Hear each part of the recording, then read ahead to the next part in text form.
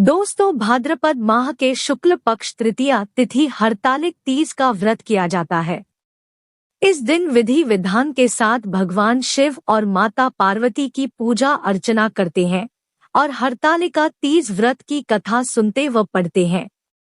आइए जानते हैं हरतालिक तीज व्रत कथा के बारे में। इस व्रत के करने से भगवान शिव और माता पार्वती का आशीर्वाद प्राप्त होता है और जीवन के सभी कष्ट दूर होते हैं। हरतालिका तीज का पर्व भगवान शिव और माता पार्वती के अटूट रिश्तों को ध्यान में रखकर किया जाता है। इस दिन महिलाएं 16 श्रृंगार करके पूजा अर्चना करती हैं और अखंड सौभाग्य का आशीर्वाद प्राप्त करती हैं। साथ ही फिर हरतालिका तीज की कथा सुनती है। हरतालिक तीज के कथा सुनने व पढ़ने मात्र से भगवान शिव और माता पार्वती का आशीर्वाद प्राप्त होता है और सुख शांति और समृद्धि में वृद्धि होती है। यह कथा बहुत पवित्र मानी जाती है, इसलिए इस दिन हरतालिक तीज की कथा अवश्य सुननी व पढ़नी चाहिए। हरतालिका तीज की कथा। जिनके दिव्य केशों पर आकम के फूलों की माला शोभा देती है और जिन भगवान शंकर के मस्तक पर चंद्र और गले में मुंडों की माला पड़ी हुई है, जो माता पार्वती दिव्य वस्त्रों से तथा भगवान शंकर दिगंबर वेश धारण किए हैं, उन दोनों भवानी शंकर को नमस्कार करता हूँ। कैलाश पर्वत के सुंदर शिखर पर माता पार्वती जी ने महादेव जी से पूछा, हे महेश्वर, मुझसे आप वह गुप्त से गुप्त बातें बताइए जो सभी के लिए सरल और महान फल देने वाली है। हे नाथ, यदि आप मुझसे प्रसन्न हैं तो आप मुझे दर्शन दे। हे जगतनाथ, आप आदि मध्य और अंत रहित हैं, आपकी माया का कोई पार नहीं है। आपको मैंने किस भांति प्राप्त किया है? कौन से व्रत तप या दान के पुण्य फल से आप मुझको वर रूप में मिले? महादेव जी बोले, हे देवी, मैं आपके सामने उस व्रत के बारे में कहता हूँ जो परम गुप्त है। जैसे तारागणों में चंद्रमा और ग्रहों में सूर्य, वर्णों में ब्राह्मण, देवताओं में गंगा, पुराणों में महाभारत, वेदों में सामवेद और इंद्रियों में मन श्रेष्ठ है, वैसे ही पुराण और वेद सब में इसका वर्णन आया है, जिसके प्रभाव से तुमको मेरा आधा आसन प्राप्त हुआ है। हे प्रिय, उसी का मैं तुमसे वर्णन करता हूँ। सुनो, भाद्रपद मास के शुक्ल पक्ष की हस्त नक्षत्र के दिन इस व्रत का अनुष्ठान मात्र करने से सभी पापों का नाश हो जाता है। तुमने पहले हिमालय पर्वत पर इसी महान व्रत को किया था जो मैं तुम्हें सुनाता हूँ। पार्वती जी बोली, हे प्रभु, इस व्रत को मैंने किस लिए किया था, यह मुझे सुनने की इच्छा है, सो कृपा करके कहें। शंकर जी बोले, आर्यावर्त में हिमालय नामक एक महान पर्वत है, जहाँ अनेक प्रकार की भूमि अनेक प्रकार के वृक्षों से सुशोभित है, जो सदैव बर्फ से ढके हुए तथा गंगा की कलकल ध्वनि से शब्दायमान रहता है। हे पार्वती जी, तुमने बाल्यकाल में उसी स्थान पर परम तप किया था और 12 वर्ष तक के महीने में जल में रहकर तथा बैशाख मास में अग्नि में प्रवेश करके तप किया। सावन के महीने में बाहर खुले में निवास कर अन्न त्याग कर तप करती रही। तुम्हारे उस कष्ट को देखकर तुम्हारे पिता को बड़ी चिंता हुई। चिंता में वह सोचने लगे कि मैं इस कन्या का विवाह किससे करूं। एक दिन नारद जी वहां आए और देवर्षि नारद ने तुम शैलपुत्री को देखा। तुम्हारे पिता हिमालय ने देवर्षि को अर्घ्य, पाद्य, आसन देकर सम्मान सहित बिठाया और कहा, हे मुनीश्वर, आपने यहाँ तक आने का कष्ट कैसे किया, कहें क्या आज्ञा है?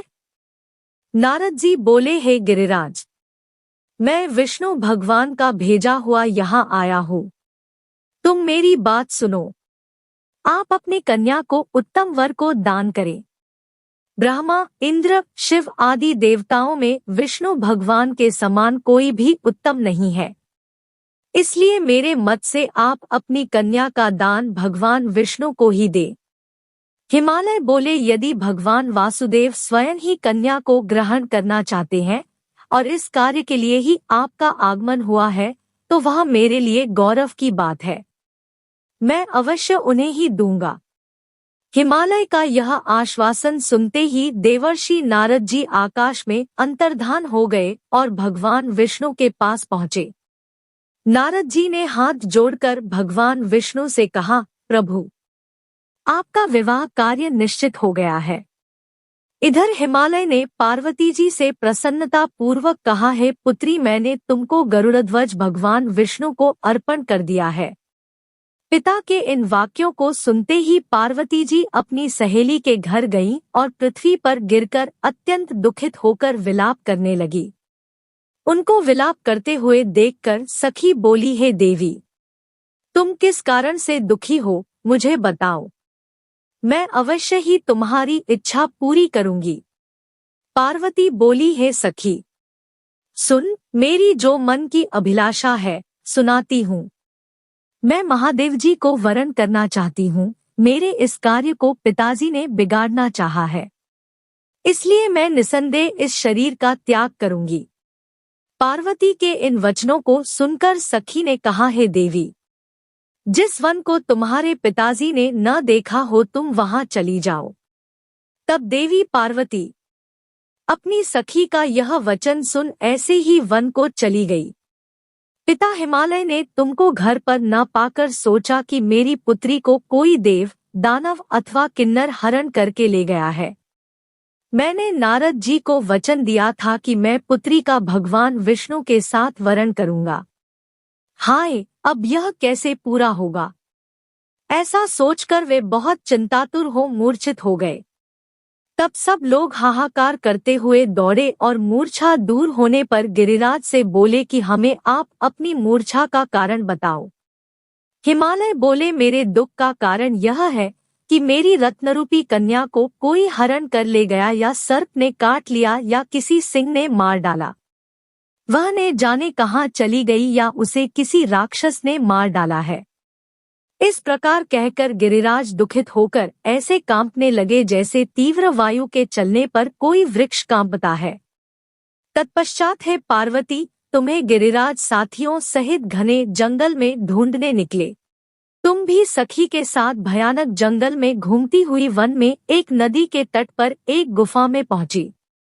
उस गुफा में तुम अपनी सखी के साथ प्रवेश कर गई, जहां तुम अन्न जल का त्याग करके बालू का लिंग बनाकर मेरी आराधना करती रही। उस समय पर भाद्रपद मास की हस्त नक्षत्र युक्त तृतीया के दिन तुमने मेरा विधि विधान से पूजन किया तथा रात्रि को गीत गायन करते हुए जागरण किया। तुम्हारे उस महाव्रत के प्रभाव से मेरा आसन डोलने लगा। मैं उसी स्थान पर आ गया जहां तुम और तुम्हारी सखी दोनों थी।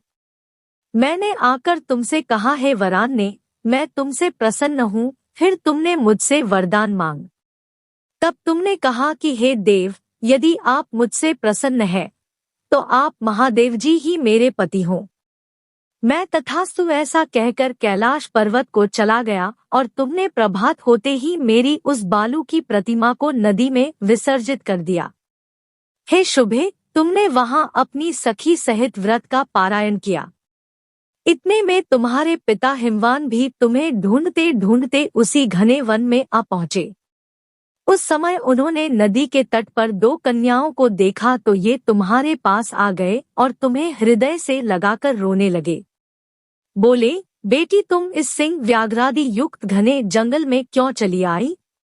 तुमने कहा, है पिता, मैंने पहले ही अपना शरीर शंकर जी को समर्पित कर दिया था, लेकिन आपने नारद जी को कुछ और बोल दिया, इसलिए मैं महल से चली आई। ऐसा सुनकर हिमवान ने तुमसे कहा कि मैं तुम्हारी इच्छा के विरुद्ध यह कार्य नहीं करूंगा। तब वे तुम्हें लेकर घर को आए और तुम्हारा विवाह मेरे साथ कर दिया। हे प्रिय, उसी व्रत के प्रभाव से तुमको मेरा अर्धासन प्राप्त हुआ है। इस व्रतराज को मैंने अभी तक किसी के सम्मुख वर्णन नहीं किया है। हे देवी, अब मैं तुम्हें यह बताना हूँ कि इस व्रत का यह नाम क्यों पड़ा।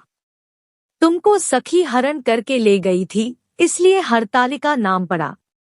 पार्वती जी बोली, है स्वामी, आपने इस व्रतराज का नाम तो बता दिया, लेकिन मुझे इसकी विधि और फल भी बताइए कि इसके करने से किस फल की प्राप्ति होती है। तब भगवान शंकर जी बोले, सौभाग्य की इच्छा रखने वाली महिलाओं को यह व्रत पूरे विधि विधान के साथ करना चाहिए। व्रत में केले के खंभों से मंडप बनाकर उसे वंदनवारों से सुशोभित करें। उसमें विविध रंगों के उत्तम रेशमी वस्त्र की चांदनी ऊपर तान दे। चंदन आदि सुगंधित द्रव्यों का लेपन करके महिलाएं एकत्रित हों।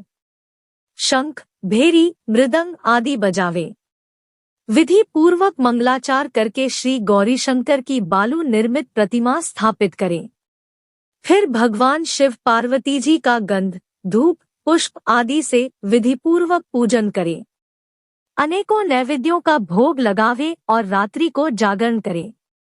नारियल, सुपारी, जमवारी, नींबू, लौंग, अनार, नारंगी आदि ऋतुफलों तथा फूलों को एकत्रित करके धूप, दीप आदि से पूजन करके कहें, हे कल्याण स्वरूप शिव, हे मंगलरूप शिव, हे मंगल रूप महेश्वरी, हे शिवे, सब कामनाओं को देने वाली देवी कल्याण रूप तुम्हें नमस्कार है। कल्याण स्वरूप माता पार्वती, हम तुम्हें नमस्कार करते हैं। भगवान शंकर जी को सदैव नमस्कार करते हैं। हे ब्रह्मा रूपिणी जगत का पालन करने वाली माँ, आपको नमस्कार है। हे सिंहवाहिनी, मैं सांसारिक भय से व्याकुल हूँ, तुम मेरी रक्षा करो। हे महेश्वरी, मैंने इसी अभिलाषा से आपका पूजन किया है। हे पार्वती माता, आप मेरे ऊपर प्रसन्न होकर मुझे सुख और सौभाग्य प्रदान कीजिए। इस प्रकार के शब्दों द्वारा उमा सहित शंकर जी का पूजन करें। विधि पूर्वक कथा सुनकर गौ, वस्त्र, आभूषण आदि ब्राह्मणों को दान करें। इस प्रकार से व्रत करने वाले के सब पाप नष्ट हो जाते हैं।